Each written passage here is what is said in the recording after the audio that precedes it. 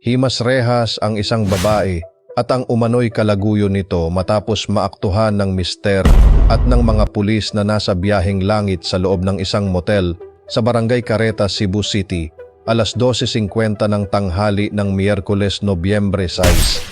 Sa ulat ng investigador, alas 12:30 ng tanghali nang makatanggap sila ng tawag mula sa mister ng babae na si alias Lito hinggil sa pagpasok sa isang motel ng kanyang misis na si alias Maribik, 44 anyos kasama ang kanilang kapitbahay na si alias Pablo, 62 years old.